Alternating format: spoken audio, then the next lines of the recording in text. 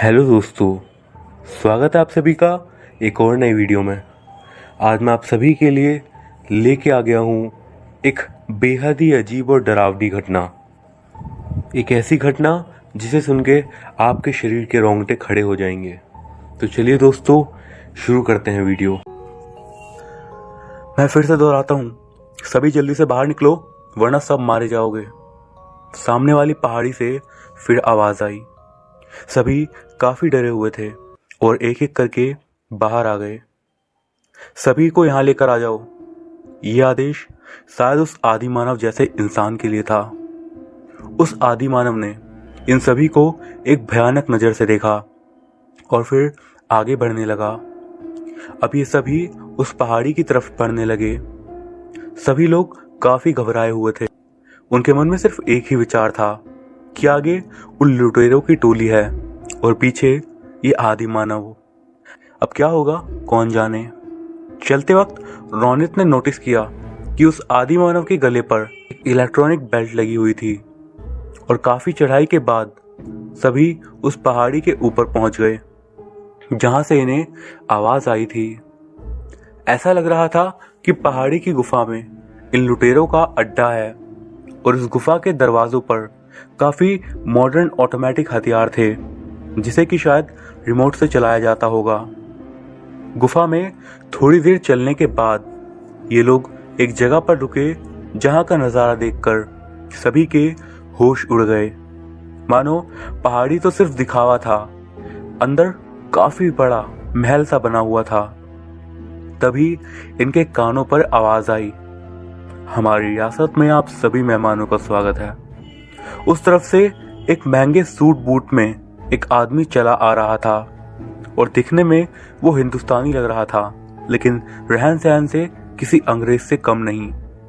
अब ये सब और भी ज्यादा घबरा गए। वहां की ठंडी हवा भी जैसे अभी न चुभने लगी हो। सभी एकदम शांत खड़े थे, जैसे इन सभी की जुबान अटक गई हो। तो आखिरकार कुछ नए लोगों की भर्ती हो ही गई। इतना बोलकर वो आदमी अजीब ढंग से हंसने लगा। अब सभी का दिल और भी ज्यादा तेजी से धड़कने लगा था। तभी हिम्मत करके सिद्धेश ने पूछा, आप कौन हो और ये कौन सी जगह है? काफी अच्छा सवाल है। तो शुरुआत करते हैं तुम्हारे पहले सवाल से कि मैं कौन हूं। मेरा नाम नंबर 9 है और तुम्हारे दूसरे सवाल का जवाब है कि ये वो जगह है जिस पर से कोई भी आज तक बच के नहीं जा पाया। इतना बोल के वो आदमी बहुत ही अजीब तरीके से स्माइल करने लगा। वो सब तो ठीक है, पर ये कैसा नाम है नंबर 9? क्या तुम्हारे भाई बहनों में 9 नंबर के हो? अतुल ने मजाक करते हुए पूछा। उसे उस शख्स का नाम सुनकर बहुत ज्यादा हंसी आ रही थी, पर इस बात से उस शख्स को जो खुद को नंबर 9 बता रहा था उसे काफी गुस्सा आ गया। उसने अतुल से कहा, बहुत हंसी आ रही है ना? फिर उसने उस आदि मानव को कहा, इन्हें तहखाने में ले जाओ, जब आखिरी सांस तक काम करना पड़ेगा ना तो हंसना भूल जाओगे। अब सभी लोग अतुल की तरफ गुस्से से देख रहे थे, मानो अभी अभी अतुल ने इन सबकी कब्र खुदवाई थी।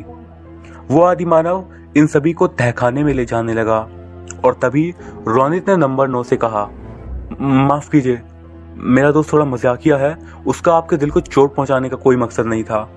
पर रोनित की बात को उससे अनसुना कर दिया। अब सभी लोग तहखाने की तरफ बढ़ने लगे। चलते चलते सभी अतुल को समझा रहे थे कि दोबारा इस तरह की गलती नहीं होनी चाहिए। शायद अब अतुल भी समझ गया था कि उससे बहुत बड़ी गलती हो गई है। तहखाने में पहुंचते ही इन सभी को और भी ज्यादा बड़ा झटका लगा, क्योंकि वहां पर 100 से ज्यादा लोगों को कैद करके रखा गया था, जिनमें पुरुषों के साथ कुछ औरतें भी थीं। वो तहखाना मनो हिटलर की जेल लग रहा था। सभी लोगों की हालत खराब लग रही थी। वो सभी लोग सोने के गहनों को पिघलाकर ईंटों में तब्दील कर रहे थे। इतना सारा सोना सभी ने पहली बार ही देखा था। इन लोगों को उस आदि मानव ने सबसे आखिरी वाली जेल में डाल दिया और खुद दूसरी तरफ की जेल में जाकर बैठ गया। सभी को अब ये लगने लगा कि इन सभी का आखिरी समय आ गया है। रौनित ने दबी कि अब सब कुछ संतोष और अब्बास के हाथों में है। उन्होंने जल्द से जल्द मदद मिलने का इंतजाम करना चाहिए। अब सभी लोग उस तहखाने को निहारने लगे। वो तहखाना उस महल के नीचे बना हुआ था जिसमें वो 11 लोग रहते थे। सभी दरवाजों पर इलेक्ट्रॉनिक लॉक्स लगे हुए थे और एक घूमता हुआ कैमरा सभी जेलों पर नजर रखता था। तभी रौनित ने जेल के दरवाजे के पास जाकर आवाज लगाई, कोई है? हमें प्यास लगी है, हमें पानी चाहिए। सिद्धेश रौनित को चुप करवाते हुए बोला, रौनित क्या कर रहे हो? मरवाओगे क्या? देखा नहीं अभी अतुल के छोटे से मजाक ने हमें जेल में पहुंचा दिया है। रौनित ने सिद्धेश को आंख मारते हुए कहा, बस उस नंबर 9 से कुछ बातचीत करनी है, कुछ जानकारी हासिल कर लूं, तुम लोग बस मेरा साथ देना। रौनित की आवाज सुनकर घूमता हुआ कैमरा इन लोगों की तरफ जेल की तरफ मुड़ा और रुक गया, मानो कोई और दूसरी तरफ से उन्हें देख रहा हो। रौनित ने फिर से चिल्लाते हुए कहा, कोई है? हमें पानी चाहिए। इस बार इन्हें बाजू वाली जेलों में बंद कैदियों की खुसफुसाहट सुनाई दी और थोड़ी ही देर में नंबर 9 आता हुआ दिखाई दिया। उसके हाथ में एक छोटी सी पानी की बोतल थी और साथ में 2 खून बॉडीगार्ड भी। उसने रौनित की जेल के सामने आकर पानी की बोतल रौनित को दी और कहा, अगर दोबारा आवाज आई तो याद रखना, तुम तो मरोगे, साथ में तुम्हारे साथी भी मरेंगे। अब चुपचाप बैठ जाओ। रौनित ने कहा, आपका बहुत बहुत शुक्रिया पानी लाने के लिए। आप काफी मेहनती इंसान लगते हो जो खुद पानी लेकर यहाँ तक आए, वरना आप किसी और के हाथों में पानी भेज सकते थे, लेकिन आप शायद अच्छे इंसान हो। रौनित की इस बात पर नंबर 9 को थोड़ा गर्व महसूस हुआ और उसके चेहरे पर मुस्कान सी आ गई और इसी हंसी को रौनित ने देख लिया और उसकी बढ़ाई और करने लगा। रौनित की बड़बोली बातों में आकर नंबर 9 थोड़ा और मुस्कुराया और कहा, तुम मुझे पसंद आए, तुम्हारी नज़र बहुत ही परखी किस्म की लगती है, मैं तुम्हें कोई अच्छा सा काम दूंगा। हाँ, मैं हिंदुस्तान से ही हूँ, पर मेरी 2 पुश्तें इस टापू पर रह रही हैं। नंबर 9 तारीफ का बहुत ही भूखा लग रहा था और इसी बात का रौनित उसका फायदा उठा रहा था। आपको तो किसी रियासत का महाराज होना चाहिए, आप इस टापू पर क्या कर रहे हो? आप में वो सारी खूबियां हैं जो कि किसी बादशाह में होती हैं। अरे नहीं नहीं, मैं यहाँ भी किसी बादशाह से कम नहीं हूँ। मैं जिसे चाहे उसे खत्म कर सकता हूँ, मुझे कोई रोकने वाला नहीं है। मैं जो चाहे वो कर सकता हूँ। अब नंबर 9 अब पूरी तरीके से रौनित की बातों में आ गया था। रौनित को भी यही चाहिए था। उसने उससे पूछा, वैसे आप इस टापू पर कैसे आए? इस टापू पर मैं नहीं आया, मैं पैदा ही यहीं हुआ था। वो तो मेरे महान दादाजी और उनके कुछ साथियों ने मिलकर इस टापू पर अपना साम्राज्य बनाया है। इनकी बातों में बीच में से ही एक आवाज आई, number 9, come to waiting room. मुझे जाना होगा, पर याद रखना अगर कोई होशियारी दिखाई तो सभी मरोगे। ये बोलकर वो वहां से चला गया।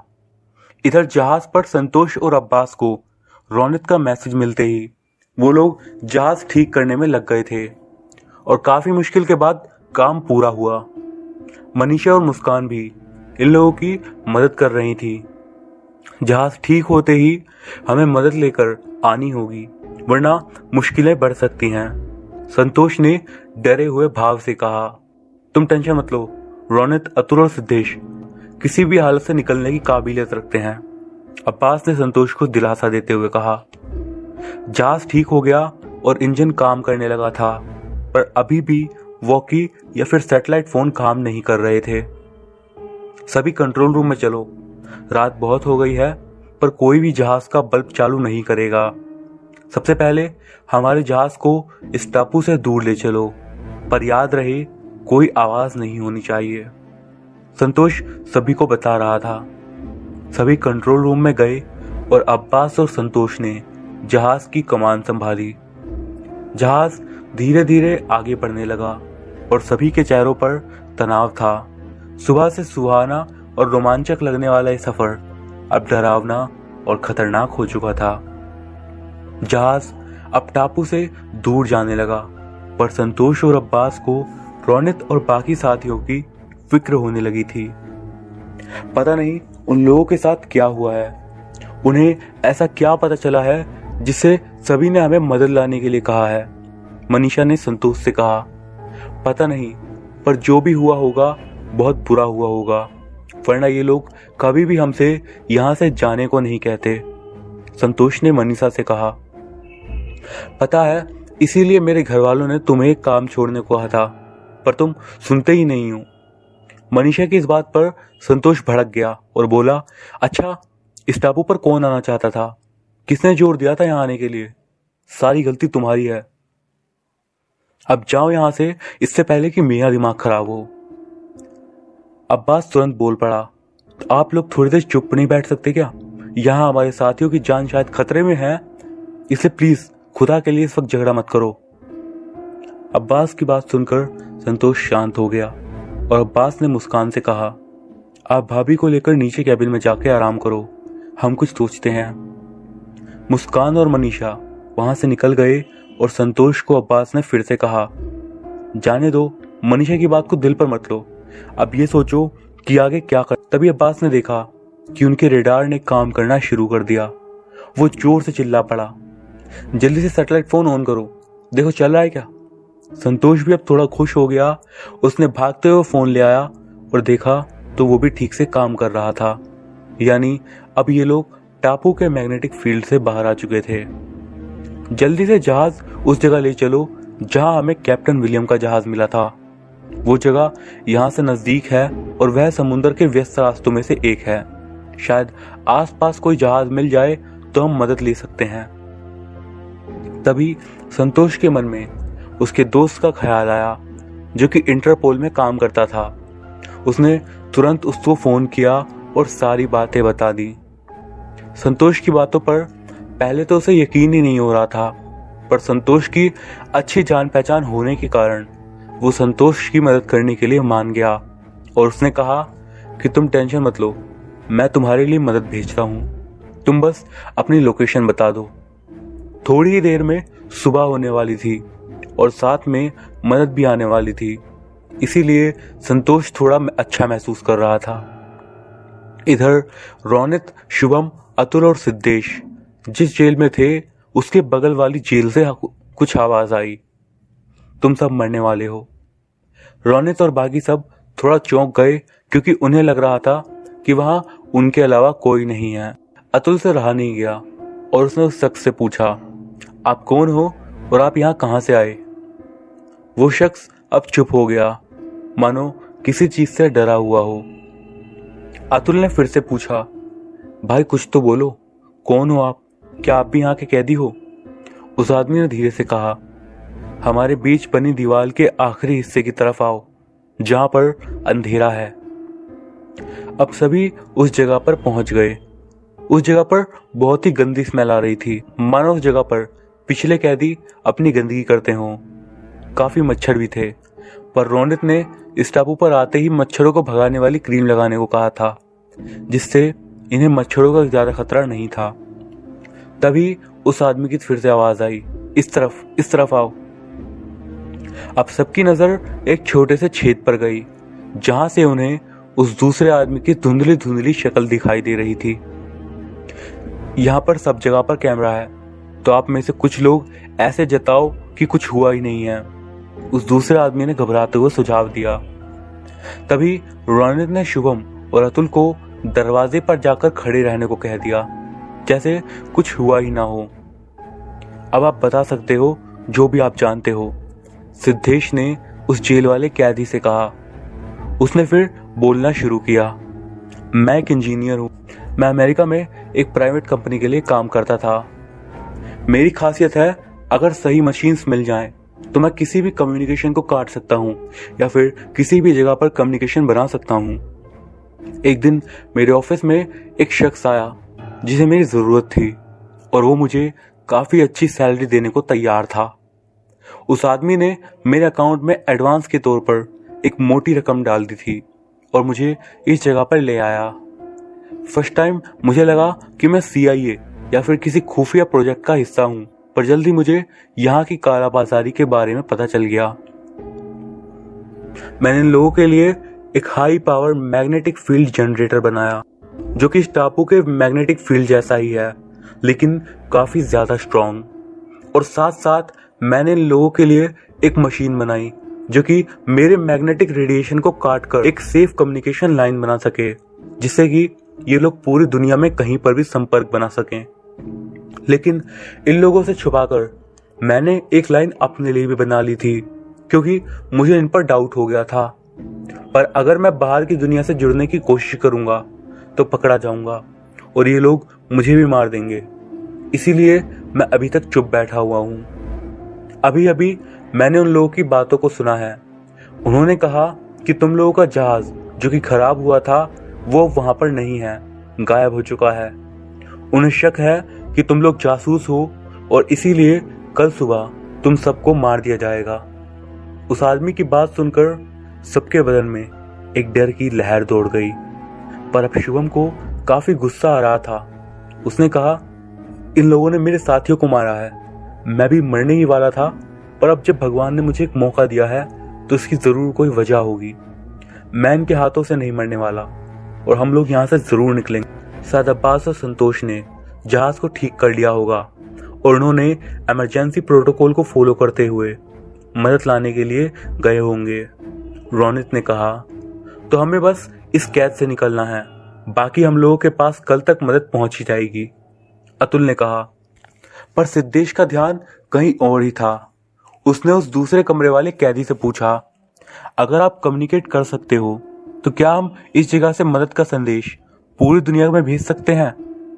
हाँ, पूरी दुनिया तो क्या, मैं इंटरनेशनल स्पेस स्टेशन को भी भेज सकता हूँ, पर उसके लिए मुझे वो मैग्नेटिक जनरेटर ऑफ करना होगा। पर मैं ये चीज़ सिर्फ एक शर्त पर करूँगा, आप लोगों को मुझे भी अपने साथ यहाँ से निकलवाना होगा। उस आदमी ने जवाब दिया। रोनित ने हामी भरी और कहा, हम तुम्हारे साथ साथ बाकी लोगों को भी यहाँ से निकाल लेंगे। पर बोलते बोलते रोनित सोच में पड़ गया, पर वो आदमखोर इंसान और उन बॉडीगार्ड से कैसे बचेंगे? रोनित के सवाल पर सभी लोग थोड़ी सोच में पड़ गए। तुम उनकी चिंता मत करो, आज उनका माल बाहर जाने वाला था, इसीलिए बॉडीगार्ड और बाकी सब पनडुब्बी वाले हिस्से में होंगे और अभी आधी रात का समय है, तो सिक्योरिटी वाले कमरे में सब सो रहे होंगे। और बची बात उस आदमखोर इंसान की, तो वो एक बेल्ट से उसे कंट्रोल करते हैं और एक बार मैं कंट्रोल रूम में पहुंच गया तो उसका इंतज़ाम मैं कर दूंगा। पर हमें जो करना है अभी करना होगा, वरना कल का दिन निकलते ही तुम लोगों को मारने का आदेश दिया गया है। उस आदमी ने कहा। वो आदमी जेल से भागने को बेताब था और इन सभी के रूप में उसे एक मौका नजर आ रहा था। तुम्हारा नाम क्या है? अतुल ने उस आदमी से पूछा। शॉन, उसने जवाब दिया। Welcome to the team Sean. तो तय रहा, हम अभी जेल से भागेंगे। सबसे पहले हमें इस जेल से निकलकर किसी भी तरह शॉन को कंट्रोल रूम में पहुंचाना होगा और बाकी लोग सभी को जेल से निकालकर जंगल की तरफ जाएंगे। लेकिन याद रहे, ये काम जल्द से जल्द हो जाना चाहिए, रोनित प्लान समझाते हुए बोला। तभी शॉन ने कहा, आप में से किसी को जाकर जनरेटर को ऑफ करना होगा, जिससे कि सारे सिस्टम ऑफ हो जाएंगे, क्योंकि बैकअप जनरेटर को चालू करने के लिए किसी न किसी को सबमरीन रूम से जनरेटर रूम तक आना होगा और उसके लिए आम इंसान को तकरीबन 15 मिनट लगेंगे। तब तक मैं कंट्रोल रूम में जाकर उस हाई पावर मैग्नेटिक फील्ड को ऑफ कर दूंगा और फिर एक तेज मदद का सिग्नल भेजूंगा जो कि आसपास के 2 देशों को सुनाई देगा, जिससे इस जगह का सभी लोगों को पता चल जाएगा। सबको शॉन का सुझाव बहुत ही अच्छा लगा। शुभम और सिद्धेश उस आदमी से पूछकर इस पूरी पहाड़ी का एक नक्शा बनाया। सभी ने अपना अपना काम बांट लिया। रोनित और शॉन कंट्रोल रूम की तरफ जाएंगे, शुभम और सिद्धेश जनरेटर बंद करेंगे और अतुल सभी कैदियों को जंगल की तरफ ले जाएगा। तो चलो शुरू करते हैं, शुभम ने गुस्से से कहा। सिद्धेश ने अपनी बैग से टूल किट निकाली और उसने जेल के दरवाजों पर लगे इलेक्ट्रॉनिक तालों को खोलना शुरू कर दिया। पर तभी उसका ध्यान कैमरे पर गया जो घूमकर उसी तरफ आ रहा था। इसीलिए वो थोड़ी देर रुका, लेकिन कैमरा के दूसरी तरफ जाते ही उसने ताले को तोड़ दिया और दरवाजा खुल गया। जल्दी से कैमरे को बंद करो, शुभम ने सिद्धेश से कहा। सिद्धेश ने भी जल्दी से जाकर कैमरा के केबल काट दिए और शॉन के जेल का ताला भी तोड़ दिया। अब सभी लोग आजाद थे। सभी अपने अपने काम पर लग गए। शॉन और रोनित सबसे विदा लेते हुए आगे बढ़ना शुरू कर दिए। सिद्धेश और शुभम भी नक्शे को देखते हुए जनरेटर रूम की तरफ निकल गए और अतुल ने कैदियों को इशारे से चुप करते हुए उन्हें शांत रहने को कहा। शॉन और रोनित कैमरों से बचते बचाते आगे बढ़ रहे थे। शॉन को इस जगह के बारे में काफी कुछ पता था। वो यहाँ शायद बहुत समय से रह रहा था। ये लोग अब महल के अंदर घुस चुके थे और छुपते छुपते आगे बढ़ रहे थे। शॉन का ध्यान सिर्फ और सिर्फ काम पर था, पर रोनित का ध्यान इस महल की सुंदरता पर। इतना बड़ा महल आज तक उसे देखने को नहीं मिला था। काम पर ध्यान दो, अगर गलती हुई तो हम सब मारे जाएंगे, शॉन ने रोनित को टोकते हुए कहा। रोनित और शॉन अब कंट्रोल रूम के पास आ गए। शॉन ने बड़ी चालाकी से कंट्रोल रूम के दरवाजे को खोला। वो सच में एक होशियार इंजीनियर था। अंदर एक सोते हुए सिक्योरिटी गार्ड के अलावा कोई भी नहीं था। दरवाजा खुलते ही उसकी नींद खुल गई, पर तब तक रोनित और शॉन ने उस पर हमला कर दिया और सिक्योरिटी गार्ड को केबल की तार से बांध दिया। वहां पर कई सारे स्क्रीन थे जिस पर उस जगह लगे कैमरों की लाइव तस्वीर आ रही थी, जिसमें उनका कैद खाना भी शामिल था, जहां का कैमरा इन्होंने खराब कर दिया था, पर दूसरा कैमरा सब देख रहा था। उन्होंने देखा कि सबमरीन रूम में कुछ लोग सोना और अफीम सबमरीन में चढ़ा रहे थे और वहीं पर नंबर 9 भी खड़ा हुआ था। जल्दी करो, मैं इस पर नजर रखता हूँ, रोनित ने शॉन से कहा। बस अब तुम मजा देखो, मैं इन्हें बताता हूँ कि क्या चीज हूं मैं। शॉन ने अपनी उंगलियां कंट्रोल पर चलाई और उसने उस हाई पावर मैग्नेटिक जनरेटर को ऑफ कर दिया और साथ ही साथ मदद का सिग्नल भेज दिया। सिग्नल भेजते ही शॉन ने देखा कि सबमरीन रूम से हलचल तेज हो गई थी।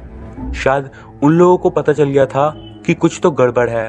अब क्या करें, तुम बस देखते जाओ। और उसने सबमरीन रूम का दरवाजा लॉक कर दिया और उन कैदियों के रूम के सारे दरवाजे खोल दिए, सिवाय उस नरभक्षी आदि मानव की जेल के। उन्होंने देखा कि अतुल सभी को बाहर निकाल रहा है और सभी लोग जंगल की तरफ भाग रहे हैं। लेकिन तभी उन्होंने देखा कि वहां के गार्ड्स ने वहां के दरवाजों को तोड़ दिया है और वो लोग अब कंट्रोल रूम की तरफ आ रहे थे। निकलो यहां से, रोनित ने शॉन से कहा। हाँ, पर एक आखिरी काम तो कर दूं, शॉन ने बोलते हुए एक कुर्सी से वहां बने कंट्रोल पैनल को तोड़ दिया। अब ठीक है, चलो यहां से, शॉन ने कहा। अब ये लोग और भी तेजी से पहाड़ी से बाहर निकलने के लिए दौड़ पड़े। थोड़ी देर भागने के बाद ये लोग गुफा के बाहर पहुंच गए। तभी शॉन की नजर उन ऑटोमेटिक मशीन गन पर पड़ी जो कि दरवाजे के पास रखी थी। शॉन ने कहा, अभी तक जनरेटर बंद हो जाना चाहिए था। ये लोग ऊंचाई से कहीं भी निशाना लगा सकते हैं और ये बहुत खतरनाक है। तभी उस मशीन गन में कुछ हलचल शुरू हुई, मानो किसी ने उसे एक्टिवेट कर दिया हो। पर इससे पहले कि कुछ होता, पावर ही बंद हो गई, जिसकी वजह से मशीन गन भी बेकार हो गई। मुझे सिद्धेश पर पूरा भरोसा है, वो अपना काम पूरा कर लेता है, रोनित ने मुस्कुराते हुए शॉन से कहा। शॉन भी बोला, हाँ वो तो दिख रहा है, अब चलो जल्दी। अब शॉन ने मशीन गन के तारों को काट दिया और रोनित और शॉन पहाड़ी से नीचे उतरने लगे। दिन निकलने में अभी कुछ समय और बाकी था। सभी लोगों ने अंधेरे की परवाह किए बिना जंगल की तरफ बढ़ना शुरू किया। रोनित और शॉन अब पहाड़ी से निकलकर उस जंगल पे पहुंच गए जहां इन्होंने मोटर बोट लगाई थी। शॉन ने मोटर बोट को देखते ही कहा, बहुत बढ़िया, अब चलो यहाँ से। नहीं जा सकते, मेरे दोस्त अभी भी जंगल में कहीं भटक रहे हैं, पहले उन्हें आने दो, और वैसे भी मोटर बोट खराब है। इधर जहाज पर संतोष और अब्बास मदद का इंतजार कर रहे थे। तभी इनके जहाज के रेडियो पर एक सिग्नल मिला और ये सिग्नल शॉन ने भेजा था। ये तो मदद का सिग्नल है और अजीब बात यह है कि ये उसी जगह से आ रहा है जहां पर वो टापू है, अब्बास ने हैरानी से कहा। मैं समझ गया, ये जरूर हमारे साथियों का सिग्नल है, हमें वहां पर जाना होगा। जहाज घुमाओ अभी के अभी, संतोष ने कहा। हमें रुकना चाहिए जब तक हमारे साथ कुछ पुलिस या फिर आर्मी नहीं होती। वो लोग भी आते ही होंगे। बिल्कुल नहीं, हमें अभी निकलना चाहिए, चलो यहाँ से जल्दी, संतोष ने जोर देते हुए कहा। ठीक है मियाँ, तो चलो। अब्बास भी अब जोश में आ गया। अब्बास और संतोष ने देखा कि एक बड़ा सा कार्गो शिप भी उसी दिशा में आगे बढ़ रहा था। हालांकि वो अपने तय रास्ते से भटक गया था। शायद सिग्नल को देखकर ये लोग भी मदद के लिए आगे बढ़ रहे थे। संतोष ने अब्बास से कहा, तो चलो उनसे मदद मांगते हैं, उस जहाज से रेडियो कनेक्शन बनाने की कोशिश करो। अब्बास ने कहा, ठीक है, सही रहेगा। संतोष ने जवाब दिया और रेडियो से दूसरे जहाज पर मैसेज भेजने लगा। कार्गो शिप कम इन, कार्गो शिप कम इन। क्या आपको भी मदद का सिग्नल मिला है? ओवर। आगे के जहाज से जवाब आया, this is eagle I cargo ship. हमें भी सिग्नल मिला है, शायद कोई जहाज डूब रहा होगा, चलो मदद करते हैं। ओवर। हेलो ईगल आई, मेरा नाम संतोष है। ये मदद का सिग्नल एक टापू से आया है, वहां पर कुछ लोग फंसे हुए हैं, चलो उन्हें बचाते हैं। ओवर। संतोष ने जवाब दिया, hello Santosh, this is captain speaking. यहाँ कोई टापू नहीं है, आपको गलतफहमी हुई है, ये जरूर किसी जहाज का सिग्नल है, शायद किसी बड़े जहाज का। ओवर। कार्गो शिप से जवाब आया, इन लोगों को क्या पता था कि वहां सच में एक टापू है, छोड़ो जाने दो, थोड़ी देर में दिन निकलेगा, तब तक हम वहां पहुंच जाएंगे, इन्हें इनकी खुद की आंखों से देख लेने दो। अब्बास संतोष से बोला। अब दोनों जहाज उस टापू की ओर बढ़ने लगे। टापू अब सिर्फ 5 मील दूर था, पर इस बार ना तो रेडार और ना ही रेडियो बंद हुए थे। ये देखकर अब्बास बोला, शायद हमारे साथियों ने श्रापित टापू को श्राप से मुक्त कर दिया है। देखो, अब यहाँ के रेडार भी काम कर रहे हैं, पता नहीं उन लोगों का वहां पर क्या हाल होगा। संतोष ने दबे सहमे आवाज में जवाब दिया। इधर टापू पर अब दिन निकल आया था।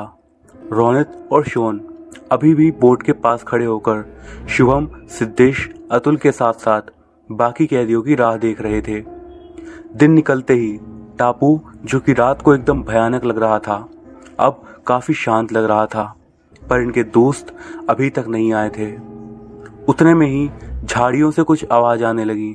पहले शॉन और रोनित बहुत डर, पर वहां सिद्धेश और शुभम के साथ साथ सभी कैदी थे जो कल रात तक कैद में थे। सभी को देखकर रोनित और शॉन को बहुत राहत मिली। सभी ने खुशी से एक दूसरे को गले लगा लिया। अब आगे क्या? शुभम ने रोनित से पूछा। संतोष और अब्बास का इंतजार, रोनित ने जवाब दिया। डोंट वरी गाइस, अब देखना यह है कि सिग्नल ने अपना काम किया है या फिर नहीं। तभी वहां पर सिक्योरिटी वाले गार्ड्स हथियार के साथ वहां पर आ गए, जो कि रात में सबमरीन रूम में थे। उन्होंने उन सबको घेर लिया था कि तभी पहाड़ी पर लगे स्पीकर से आवाज आई, मैंने तुम्हें कहा था होशियारी मत करना, वरना सब मारे जाओगे, और तुमने तो हद ही पार कर दी। तुम नहीं जानते हम लोग कौन हैं और क्या कर सकते हैं। अब तुम सब मरने वाले हो। अलविदा साथियों, अब दोबारा मुलाकात नहीं होगी। इन सबको मार दो। ये आवाज और किसी की नहीं बल्कि नंबर 9 की थी। अब सिक्योरिटी गार्ड्स हमला करने ही वाले थे, तभी उन्हें जहाज के सायरन की आवाज आई और सबका ध्यान अब उस ओर गया। तो वहां पर इंडियन नेवी का एक जहाज और साथ साथ रोनित का जहाज और वो कार्गो शिप भी था। तीनों जहाज टापू के काफी करीब पहुंच गए थे। ये देखकर रोनित ने हंसते हुए उन गार्ड से कहा, तुम हमें मार दोगे तो तुम भी नहीं बच पाओगे। तुम्हें देखते ही नेवी वाले गोली मार देंगे, पर अगर तुम चाहो तो मैं तुम्हारी मदद कर सकता हूँ। रोनित सौदेबाजी की कला में माहिर था और सभी को उसका नमूना यहाँ भी देखने को मिला। गार्ड्स भी अब थोड़े डरे हुए लग रहे थे। उन्होंने बंदूक नीचे कर दी और रोनित की तरफ देखने लगा। सभी अपने हथियार समुद्र में फेंक दो और अपनी यूनिफॉर्म को उतार के हम लोगों में शामिल हो जाओ। उनको कोई पता नहीं चलेगा क्योंकि हम में से कोई भी आपका नाम नहीं बताएगा, रोनित ने गार्ड से कहा। सभी गार्ड्स ने एक एक करके हथियारों को समुद्र, रोनित के कहे मुताबिक सभी अपनी यूनिफॉर्म उतार के कैदियों में शामिल हो गए। तभी सबने देखा कि तीनों जहाजों से लाइफ बोट इनकी तरफ आ रही थी। आखिरकार हमने कर दिखाया, पर ये तुम्हारे बिना नहीं हो सकता था, शॉन ने रोनित और बाकी साथियों से कहा। उसकी आंखों में आंसू आ गए थे। थोड़ी ही देर में लाइफ बोट इनके पास आ गई। कुछ बोट में इंडियन नेवी के सैनिक थे, कुछ बोट में कार्गो शिप के जवान और एक लाइफ बोट में संतोष था, जो कि रोनित, सिद्धेश और अतुल को देखते ही जोरों से हाथ से इशारे करने लगा। सभी भागते हुए संतोष की तरफ बढ़े।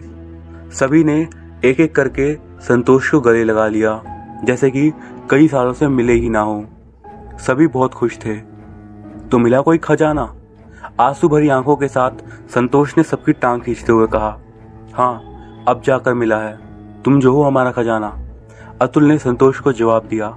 और इस बात पर सभी हंसने लगे। तभी उन्हें आवाज आई, सभी लोग इधर आइए। ये इंडियन नेवी के ऑफिसर की आवाज थी।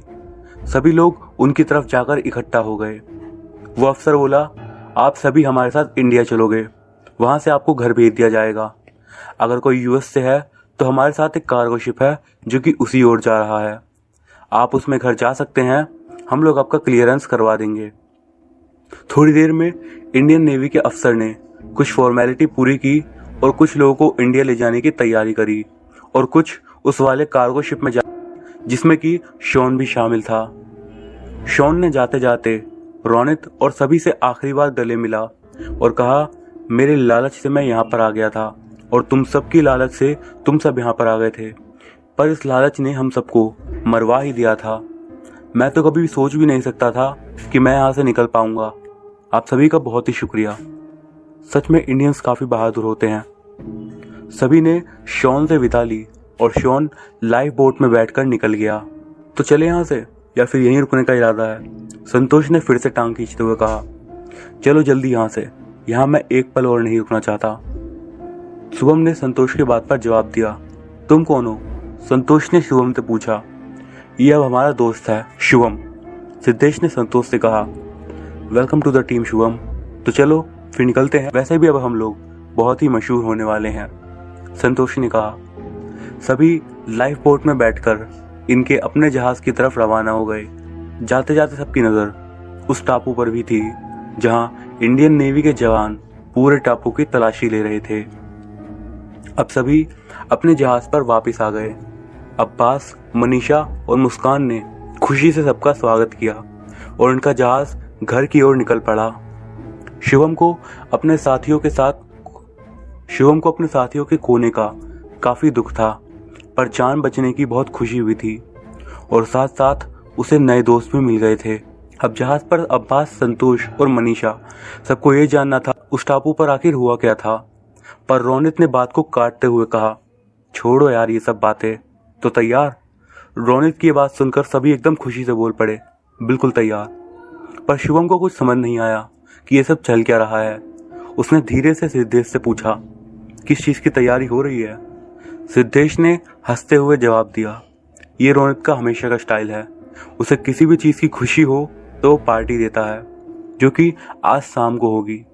सभी पार्टी के लिए तैयार हैं और हमारे साथ तुम भी चलो आज की पार्टी में। हाँ बिल्कुल आऊँगा। अब जहाज धीरे धीरे घर की ओर बढ़ रहा था। सभी का मन एकदम शांत था। सभी अपने शरीर को छूती हुई ठंडी हवा को महसूस कर सकते थे। शाम में फिर से ऑफिस के बाहर सभी लोग जमा हो गए थे। थापा ने हमेशा की तरह पार्टी का बेहतरीन इंतजाम किया था। सभी काफी खुश लग रहे थे। शुभम भी काफी दिनों के बाद ये माहौल महसूस कर रहा था। पार्टी शुरू होने ही वाली थी कि तभी वहां पर एक पुलिस वैन आ पहुंची। उसमें से संतोष का वही इंटरपोल वाला दोस्त उतरा। अरे वाह, यहाँ पर तो पार्टी हो रही है, उसने कहा। संतोष ने जाकर उससे गले मिला और कहा, अब तो 4 चांद लगे हैं तुम्हारे आने से। संतोष ने उसका परिचय सबसे करवाया। ये मेरा दोस्त जयदीप है, ये इंटरपोल में एक बहुत ही बड़े पोस्ट पे काम करता है। यूँ समझो कि इसी ने इंडियन नेवी को तुम सबकी जान बचाने के लिए भेजा था। सभी ने जयदीप का स्वागत किया। जयदीप ने कहा, मैं आपका ज़्यादा समय नहीं लूँगा, मुझे कुछ बातें आप सभी को बतानी है, फिर मैं यहाँ से चला जाऊँगा। सभी ने जयदीप को बैठने को कहा और सभी उसके आसपास बैठ गए और फिर जयदीप ने बोलना शुरू किया। तुम लोगों का पाला जिस ग्रुप से पड़ा है उस ग्रुप का नाम है इल्यूमिनाटी और ये एक बहुत ही बड़ी सीक्रेट सोसाइटी। इन लोगों के मंसूबे बहुत ही ज़्यादा खतरनाक रखते हैं।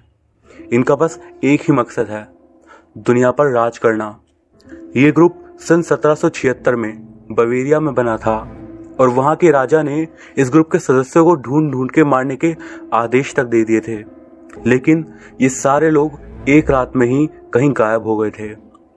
और बची बात उस समुद्री टापू की, तो हो सकता है उस ग्रुप के कुछ मेंबर्स बाद में समुद्री लुटेरे बन गए हों और उसी दौरान उन्हें वो टापू मिला हो जहां उस ग्रुप ने अपने काले कारनामों का अड्डा बनाया था, क्योंकि जो शख्स हमें वहां पर मरा हुआ पड़ा मिला था उस शख्स ने काफ़ी सारे डॉक्यूमेंट्स जला दिए थे, पर कुछ सबूत हमारे हाथ लग गए थे।